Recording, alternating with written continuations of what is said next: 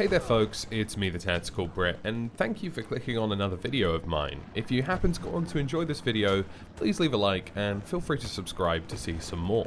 Now in my last video we discussed how Update 8 is going to be a huge improvement to Hell Let Loose across the board. You know, this is an update that has very sophisticated systems within it, but also just makes kinds of necessary changes that it will improve the game and make it a much better quality of life situation in Hell Let Loose. But something I wanted to cover a bit more in depth is that Hell Let Loose is about to undergo a really big meta shift in the game that I honestly think is going to improve it in such a huge way that most of us won't even understand just how big an improvement it will be. And the meta is changing in three main ways that I think are going to make the game substantially a better experience overall, but also just make the games much more interesting and have much more twists and turns of tails because there's just more to think about in the overall fighting situation.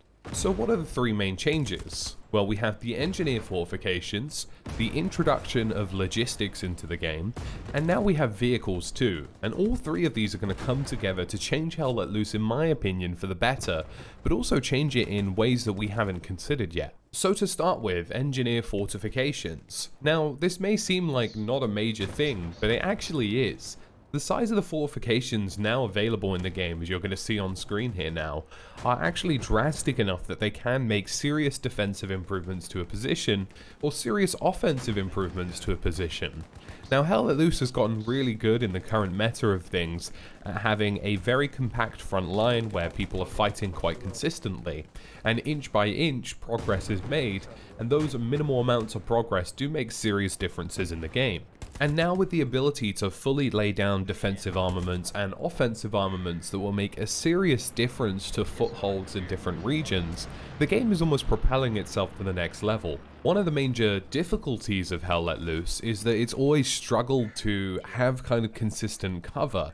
And although I've been successful in this game by making flanking routes and doing my best to get in behind enemy positions, sometimes it would just be nice to have hard cover on the front line that I can make use of. And that's something we haven't really had before, and if you think of the number of maps that have huge open levels of terrain, for example, Utah Beach has big open stretches of grassland, Foy is the perfect example of just open winter land with very little cover, and almost every map in Hell Let Loose will have at least one part of the map that is just open terrain that you need to cover. And finally, we don't have to necessarily do that. We don't have to get killed out in the open using the same rock or the same hillside or the same little bump or defilade in a row. We can finally have engineers place down specific emplacements to make the experience a better experience.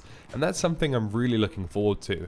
I think it's going to make defensive situations far more interesting, especially when you have a team of organized engineers who are working with supplies and working with logistics, who are building really great defensive armaments for the squads to use.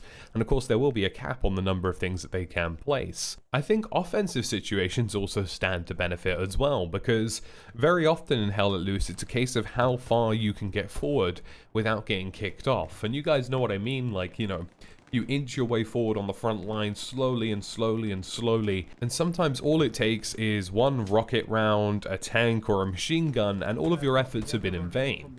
Now you have engineers capable of laying down serious emplacements that will establish you a foothold on the front line. It means that you'll actually be able to inch forward and make progress and have a safe place where you can return to in the event that things go south, rather than it just being predetermined buildings. A lot of you guys will know what I'm talking about because there are, again, in games like Foy, where there's huge open stretches of land and you can't put any garrisons down because there's nothing to defend those garrisons. And now there actually is. I think it's really going to improve the complexity of the game, but also the depth and strategic nature of the game.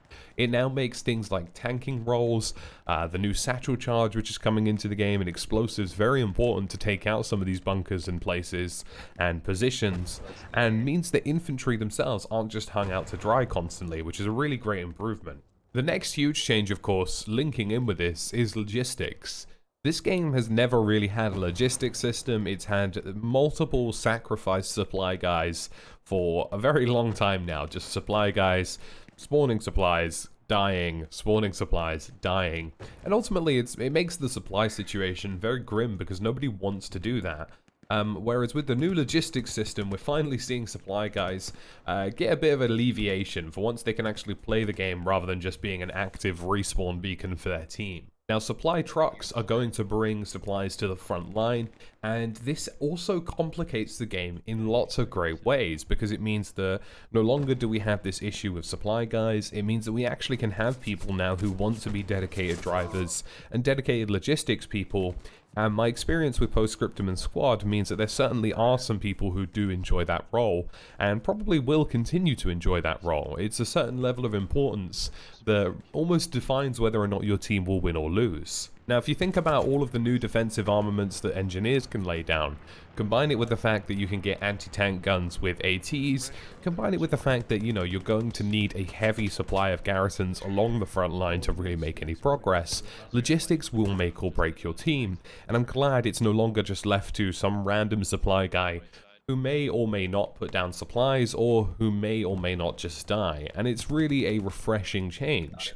It also means that there's now an extra layer of strategy and depth to the game, because you will have to protect your supply lines, because naturally now there will be infantry squads out there and vehicles like tanks who are thinking to themselves, how can I cripple this team?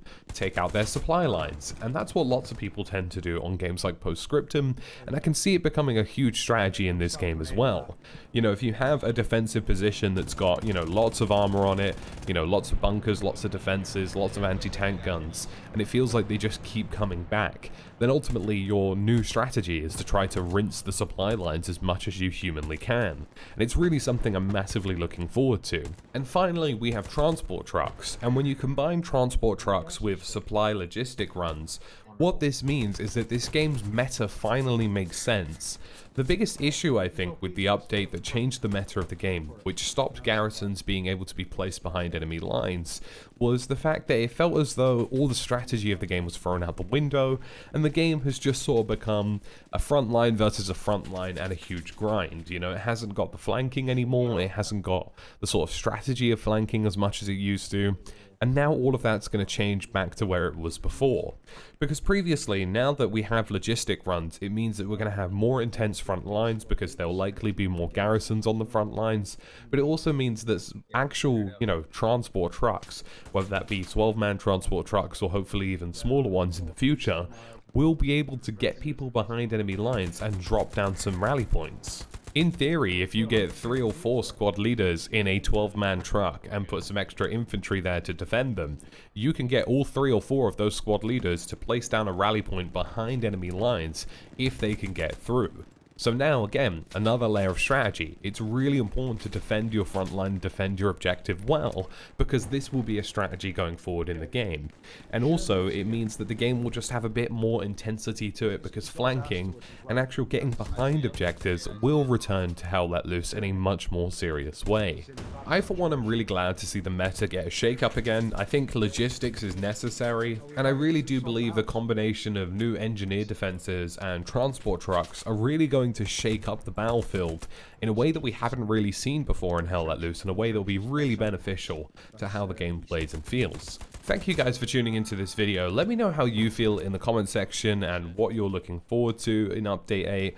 And feel free to just tell me what your thoughts and feelings are about the new logistics, transport trucks, and of course engineer enforcements. Really do appreciate the support as usual, folks. Leave a sub if you really want to see some more of this content, and I'll catch you again in another video.